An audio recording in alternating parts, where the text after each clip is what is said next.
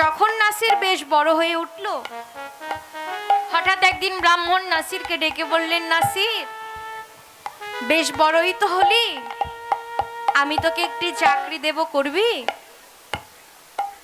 নাসির বলছে, ব্রাহ্মণ, ছোটবেলা হতে তোমার খেয়ে পড়েই তো বড় হলাম, বলো কি করতে হবে? ব্রাহ্মণ বলছে, নাসির, এই যে দেখছিস আমার রাধা গোবিন্দ মন্দির, এই রাধা গোবিন্দ মন্দিরের দ্বারের সামনে দাঁড়িয়ে তুই প্রতিদিন রাত জেগে রাধা গোবিন্দ মন্দির পাহারা দিবি, এক কথায় নৈশ প্রহরী। নাসির বলল, বেশ তাই হবে। এমনি করে প্রতিদিন রাত জেগে নাসির মন্দিরের দ্বারের সামনে দাঁড়িয়ে মন্দির পাহারা দেয়।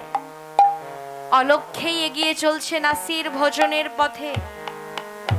এমনি করে আরো বেশ কিছুদিন কেটে যায়। কিছুদিন যাবার পর আবার ব্রাহ্মণ একদিন নাসিরকে ডেকে বলছে, নাসির, আমি তো আজ বাড়িতে থাকবো না, তুই কিন্তু আজ রাতে ঘুমোস না, ভালো করে মন্দিরের দ্বারের সামনে দাঁড়িয়ে মন্দির পাহারা দিবি। আমি আজ বাড়ি থাকবো না, তুই কিন্তু ঘুমোবি না। সকালবেলা আমি ঘরে ফিরে রাধা গোবিন্দের জাগরণ দেব, তুই ভালো করে মন্দিরের দ্বারের সামনে দাঁড়িয়ে মন্দির পাহারা দিবি। এমনি করে বারে বারে সাবধান করে দিয়ে ব্রাহ্মণ চলে গেলেন। যখন রাত হলো, প্রতিদিনের মতো আজও নাসির রাত জেগে মন্দিরের দ্বারের সামনে দাঁড়িয়ে মন্দির পাহারা দিতে লাগলো। দেখতে দেখতে রাত যখন গভীর হলো, হঠাৎ নাসির শুনতে পেল মন্দিরের দ্বার খুলে যাবার শব্দ।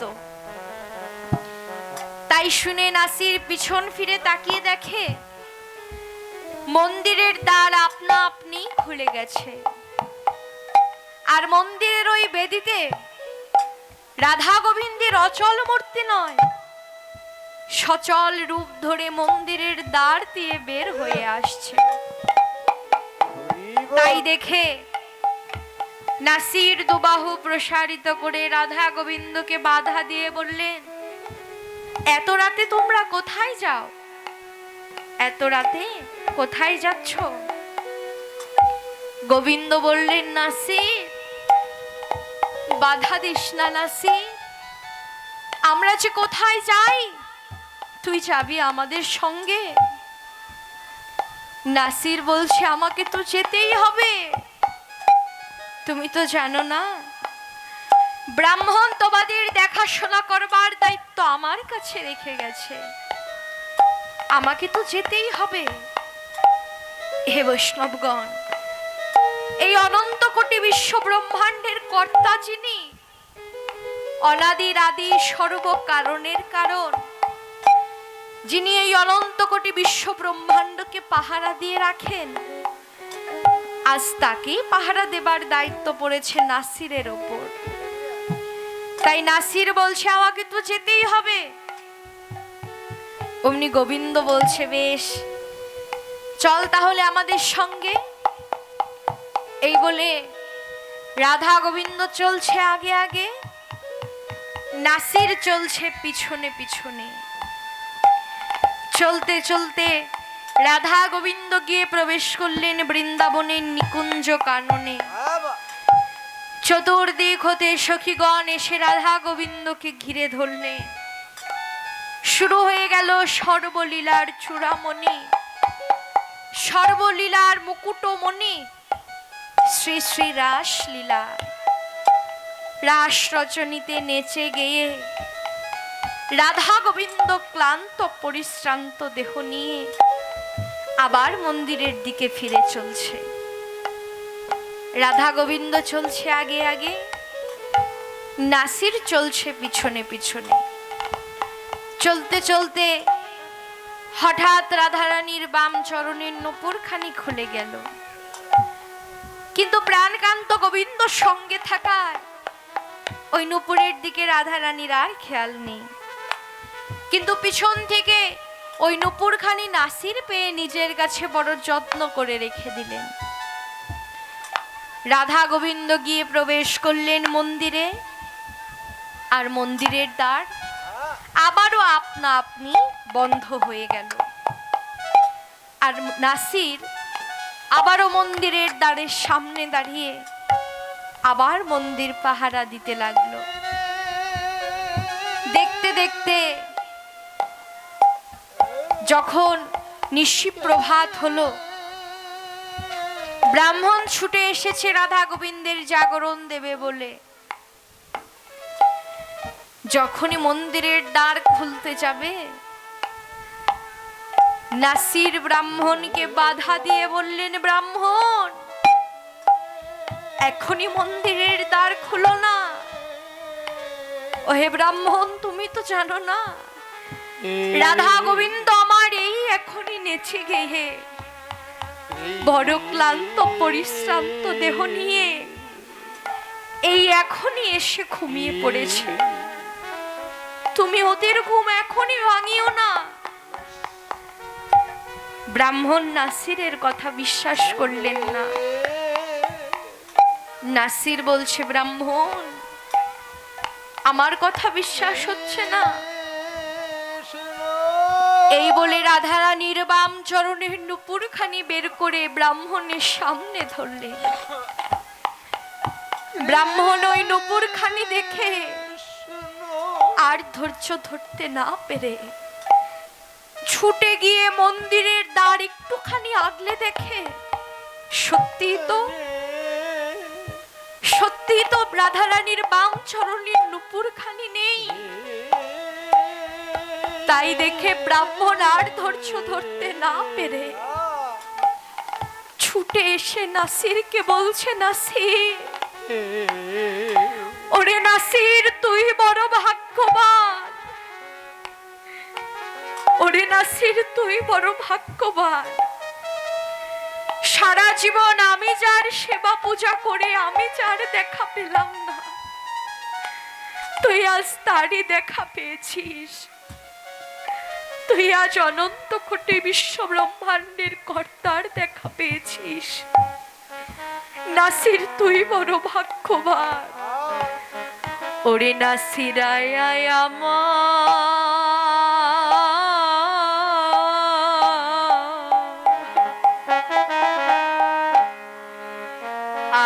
আমার বুকে,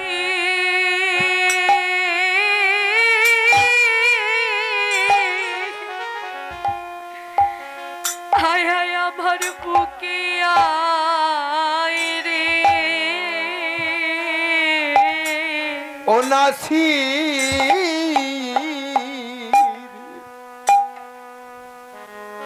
তুই আয়া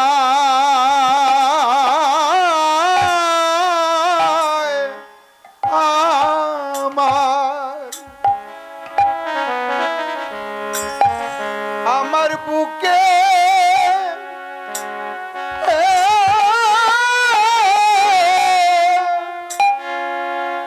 বুকে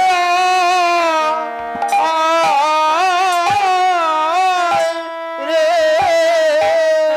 ওরে নাসির, ও তো আয়া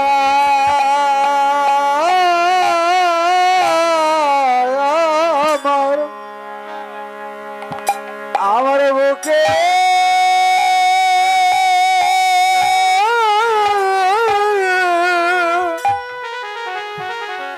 আমার বুকে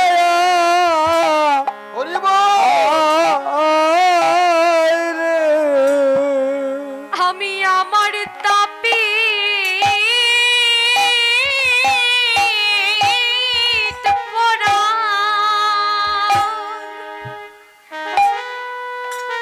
আমার তাপেট পরা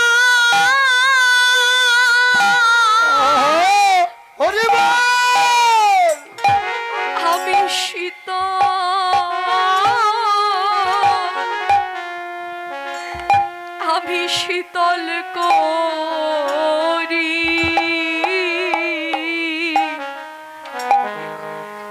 ওরে আয়া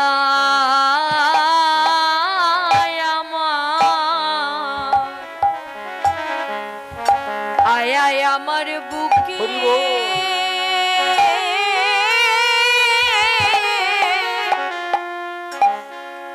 আমার বুকে আয় রে আমার তাবির হরি বল হরি বল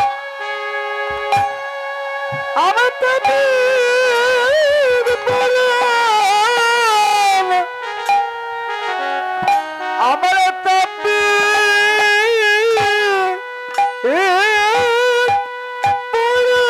পরাণ আমি শীত আমি শীত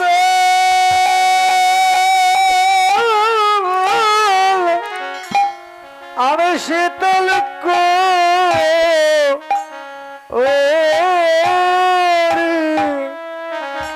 ওরে না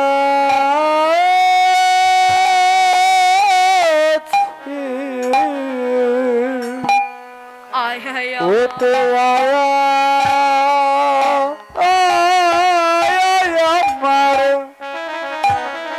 আমার বুকে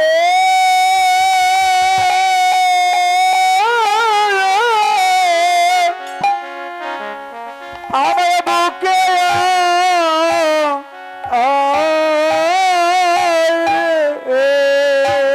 কেবল আমার ভাগ্যে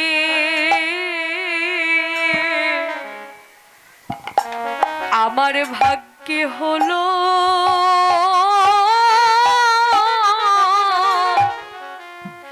হলো না রে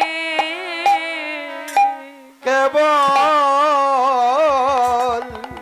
আমার ভাগ্যে আমার ভাগ্যে আমার ভাগ্যে হলো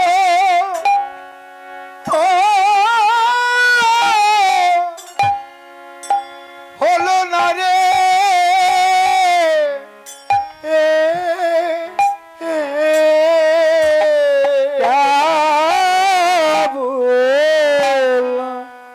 কেবল আমার ভাগ্যে হলো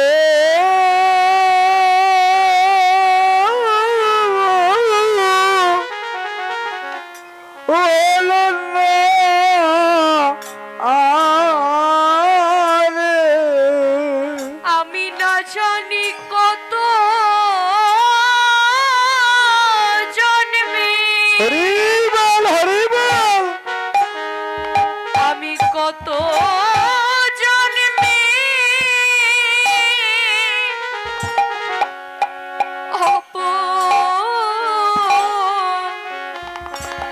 আমি অপরাধী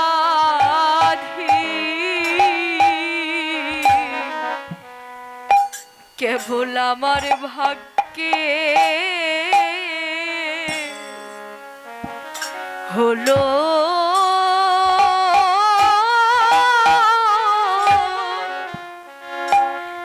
হলো না রে আমি যে কত হরি বল হরি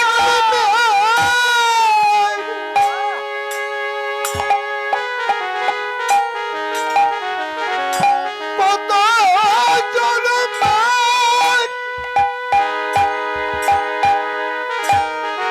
আমি কত জনমের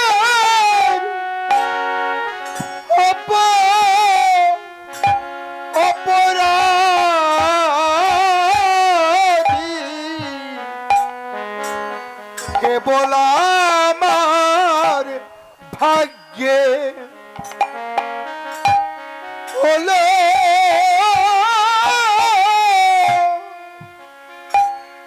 হলো না রে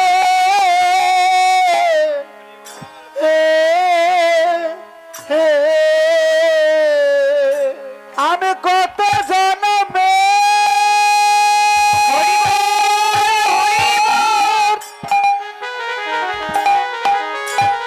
আমি কত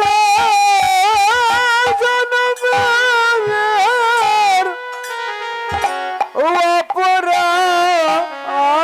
অপরাধী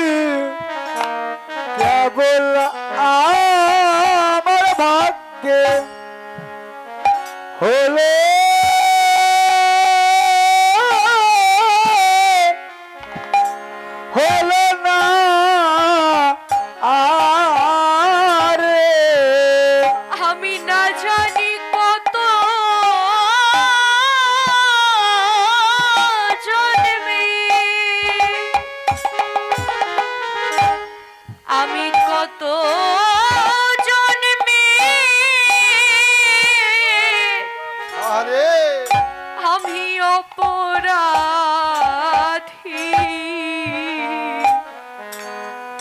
কেবল আমার ভাগ্যে হলো না রে। আমি না জানি কত জন্মে কত জন্মে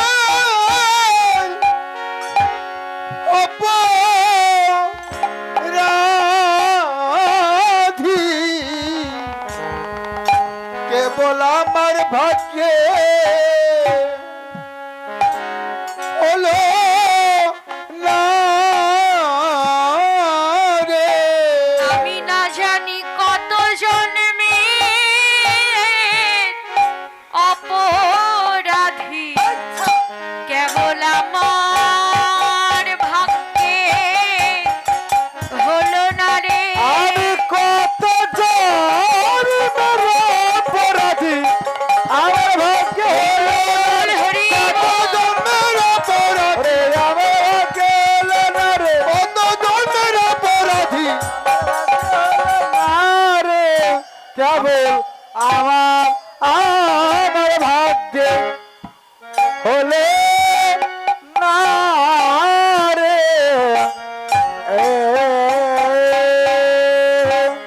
যখন ব্রাহ্মণ বলছে নাসির, তুই অনন্ত কোটি বিশ্ব ব্রহ্মাণ্ডের কর্তার দেখা পেয়েছিস, নাসির বলছে, গোবিন্দ হে, তুমি আমায় দেখা দিলে সত্য, কিন্তু তোমার চরণে আমার স্থান হলো না।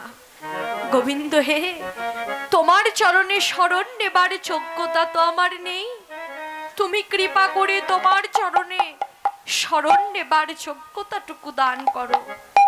নসির মামুদ গোবিন্দ চরণে শরণ নিতে চাইলেন, আর আমাদেরকেও জানিয়ে দিলেন ভজনের কথা। আমাদেরকেও বললেন, ও হে জগৎজীব, তোমাদেরকেও গোবিন্দ চরণে শরণ নিতে হবে, গোবিন্দের চরণে দেহ মন প্রাণ বিকিয়ে দিতে হবে, কারণ আমাদের একমাত্র আশ্রয়স্থল হলো গোবিন্দের শ্রীচরণ। তাই আমাদের গোবিন্দ চরণে শরণ নিতে হবে, গোবিন্দ চরণে আত্মনিবেদন করতে হবে। জয় রাধে। গোবিন্দ চরণে আত্মনিবেদন করাই আমাদের একমাত্র উপায়। তাই আমাদেরকে গোবিন্দ চরণে আত্মনিবেদন করতে হবে।